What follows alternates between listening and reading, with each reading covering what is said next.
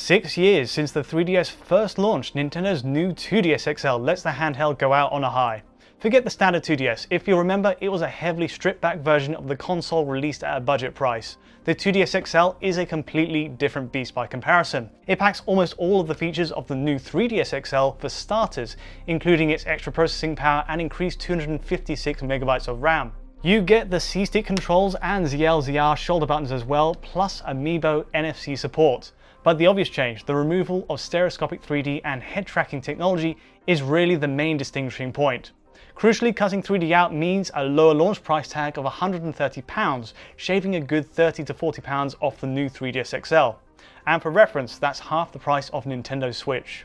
For anyone itching to revisit an already huge catalogue of 3DS and DS games and just aren't fussed about 3D, there's a lot to like here. That being said, there are a few pros and cons to going with this 2DS XL redesign. Let's start with build quality. The new 2DS XL's internals are unchanged of course, but Nintendo's at least given the shell a makeover. It's simplistic, again using mostly matte plastic for the body and a redesigned hinge that lets both screens lay out evenly when snapped to the last position.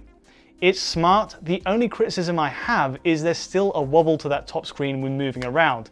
The hinge just isn't as firm as I'd like, but that is a long-standing problem with Nintendo's clamshell designs. Otherwise, it's as robust a design as you'd expect from the 3DS line, and aesthetically, there are some nice touches too. A stylish strip texture runs on the top, wrapped around by a glossy coloured edge, turquoise in our case. The drawback here is if you don't like it, there's no option for custom faceplates, which might have been nice. As for buttons, well, you have all the options of the new 3DS XL. It's the same deal really, from the clicky feedback of the D-pad and face buttons to the unique circle pad. In terms of inputs, everything's moved to the bottom edge here as well. For once, the game cartridge slot now has a physical plastic cover right at the bottom, which also enables the micro SD slot, with 4GB pre-installed.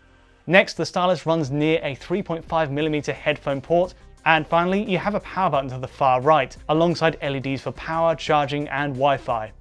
All that's left is a volume slider on the left side, though of course the 3D slider, which usually mirrors that on the right, is out this time. But the 2DS XL has a surprise advantage in size and weight. I mean, it's very slightly smaller in height than the 3DS XL by around a centimetre. This is thanks to a new folding design which moves the camera to the hinge to save some headroom, but it's not a big deal and otherwise the dimensions are roughly identical.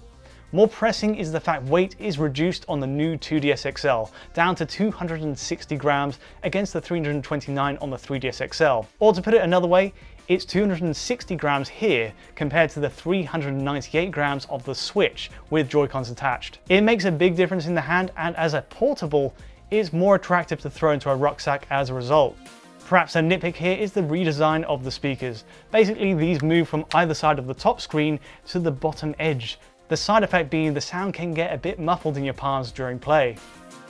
Speaking of the screen, the 2DS XL's displays are very close in quality to the new 3DS model. You get an effective 400x240 resolution up top and a 320x240 on the lower resistive touchscreen. Even fixing that top one to 2D though, and stripping out the parallax barrier used for the 3D effect, you won't be disappointed coming from other models. It's colourful, punchy, but of course we've been spoilt by the Switch's 6-inch IPS panel by now, leading to a sense of regression going back to the 2DS XL. For one, viewing angles aren't great. There's visible ghosting on grey to grey transitions, and it just lacks the sheer brightness of Switch's display. In fact, it looks positively dull if you take it outside, even on max brightness.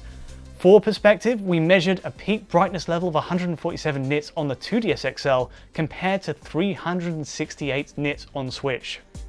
It makes a big difference, but so long as you're not taking it outside into blazing sunlight, there's still plenty of contrast and punch to the screen to enjoy it, even in a brightly lit office like this. Evidence does suggest I've ended up with a TN panel in this case, but besides those restricted viewing angles, it's still a very strong looking display. The 2DS XL screen holds up to the standard of my original 3DS and XL model, and either way, it's worth bearing in mind this is a machine built with a much lower cost in mind. For the premium handheld from Nintendo, there's now a much more expensive option which ticks that box.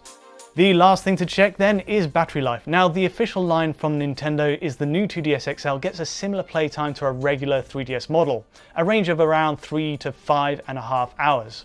So I gave it a practical real-life test at max brightness for the best chance of playing outside, Wi-Fi enabled, and volume set to 75%. Booting up Mario Kart 7, the results turned out to be decent, 3 hours and 50 minutes of continuous play before power cut out.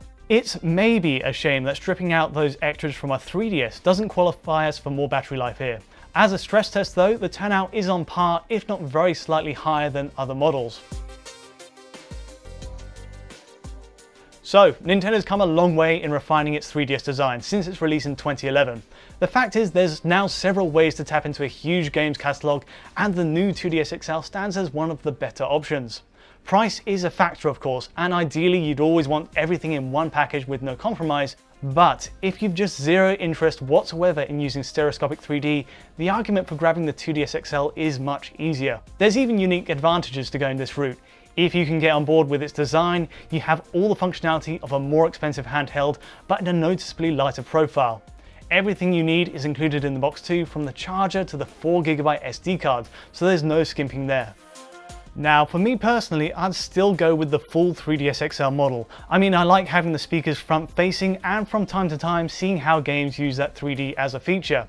And you might be in the same boat, but on almost every other level, there's nothing particularly wrong with the new 2DS XL.